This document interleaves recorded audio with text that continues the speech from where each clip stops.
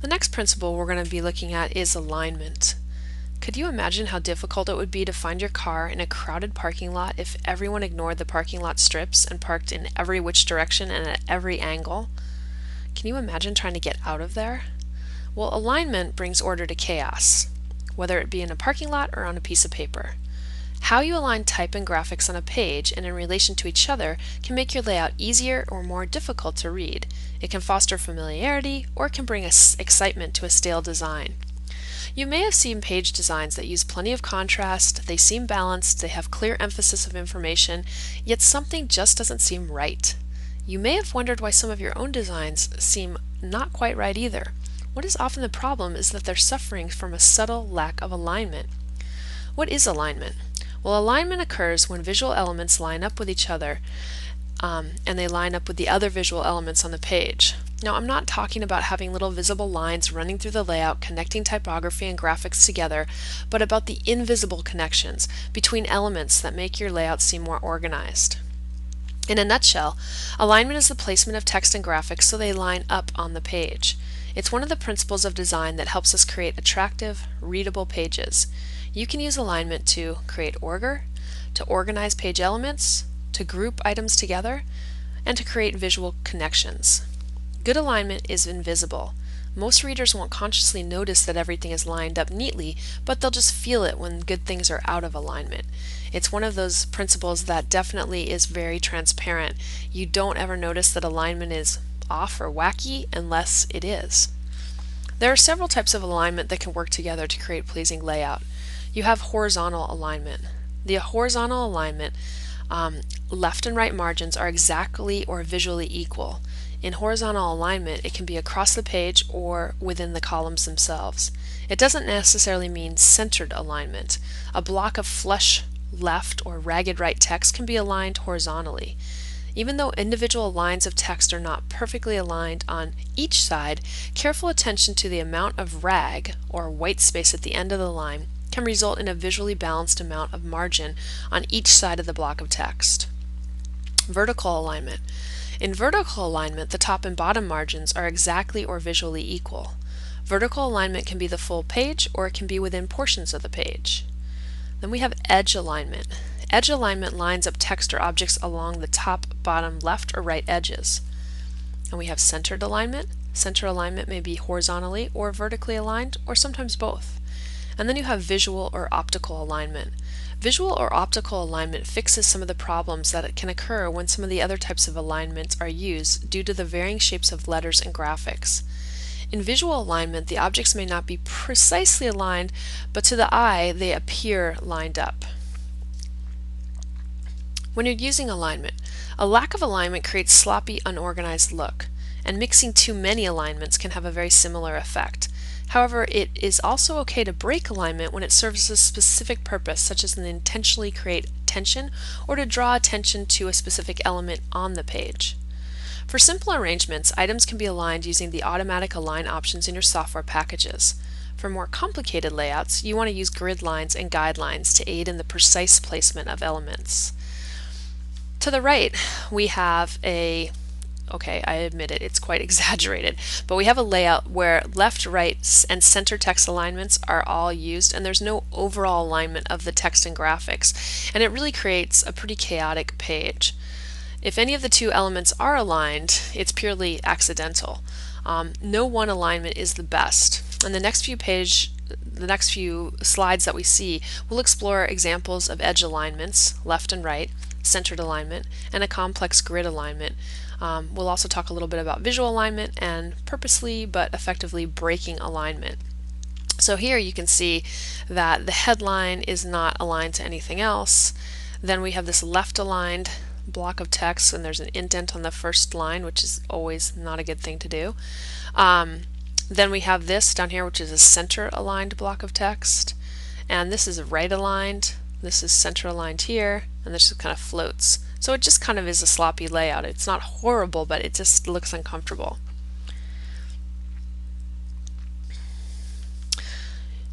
You can use alignment to improve your designs. Your pages are going to seem more organized when you visually connect elements such as type and graphics with other elements on the page. You can do this by picking consistent text alignment or by lining up edges of elements such as the top of the picture with the top of the headline.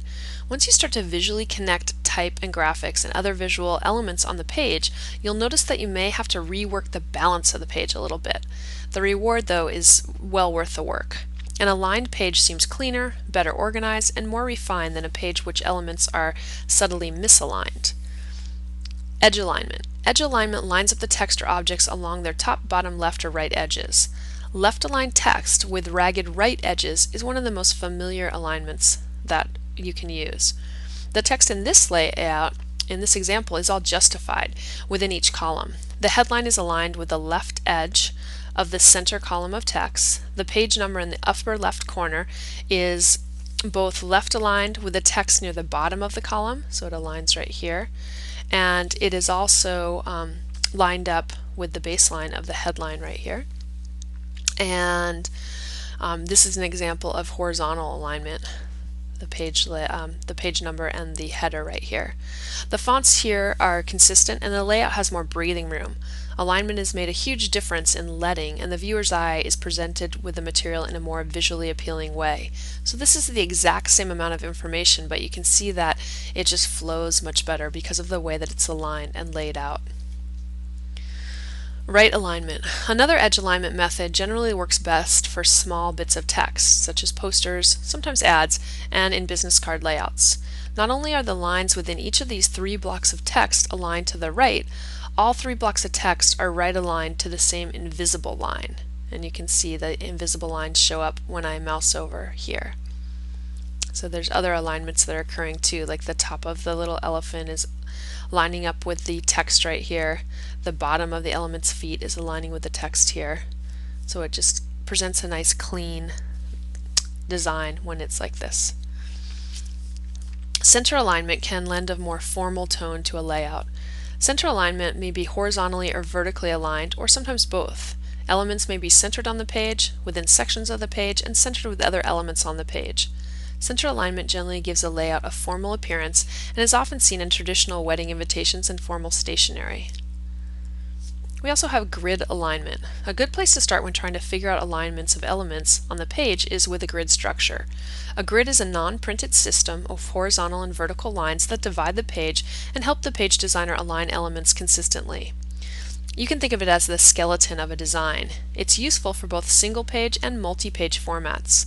A grid structure really shines in a multi-page format because it helps the designer to place elements consistently across multiple pages and greatly simplifies the layout design making process. Once you develop a workable grid, you can easily plug in individual design elements such as photos, headlines, articles of text, captions, quotes, illustrations, and so on into the grid.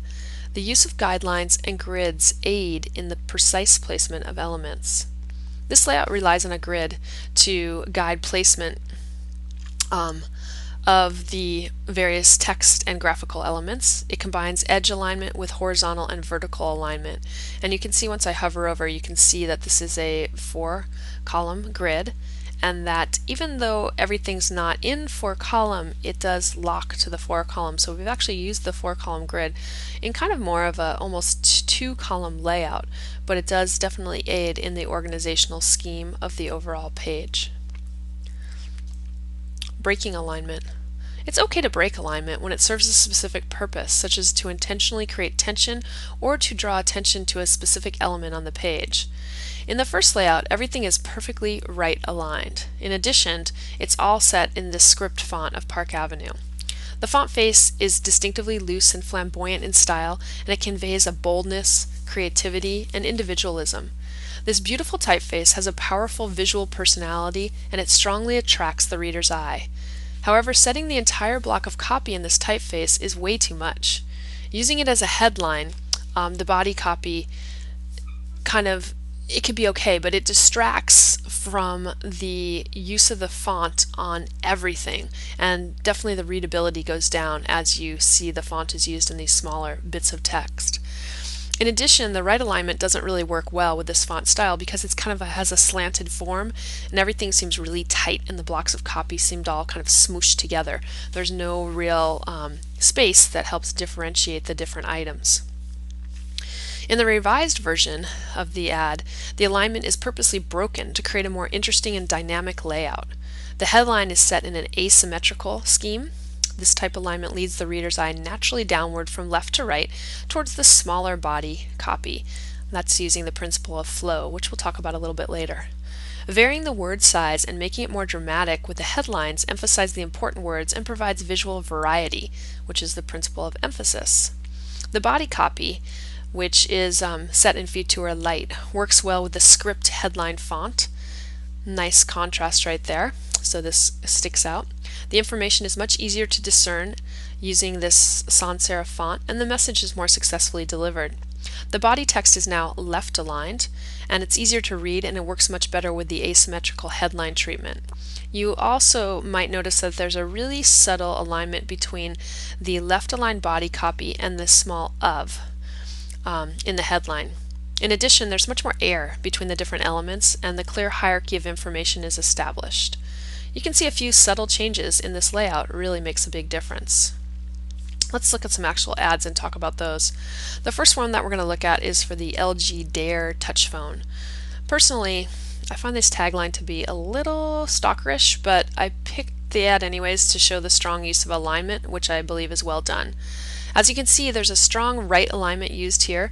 It really makes for a beautiful, clean right edge. All the elements along the right, the headline, the subhead, and the logo align to the same point. And you can see how they've actually chosen to hang the punctuation on the headline. This is a little typographical nuance where if you have quotes or periods or something like that and you have alignment, you'll sometimes, especially in a headline, choose to hang the punctuation past your line because it kind of creates an awkward space. Like if we were to put that period inside of our alignment, it would actually optically make this look as though the alignment was off. So hanging the punctuation is a better solution in this particular ad. You might notice that even the bottom of the photo right here, the reflection aligns with the bottom of the logo or the top of the logo. And overall, the look and feel is clean and simple and high tech, and it's exactly what they were shooting for. The next example is for this recycling brochure. This brochure uses alignment in many ways. Some are obvious and some are more subtle and transparent. The result is a lot of polish, and it's easy to use and navigate through the brochure. You can easily identify the use of alignment that runs vertically along the columns of text. If you follow these throughout the piece, you can see that the icons and the headers also align to this point. Some of the more subtle uses reside along the piece horizontally. The top of certain blocks of text align perfectly with the horizontal dividers on adjacent pages. So you might see that, like, here this headline is going to horizontally align with the top of this text. This divider right here horizontally aligns with this headline right here.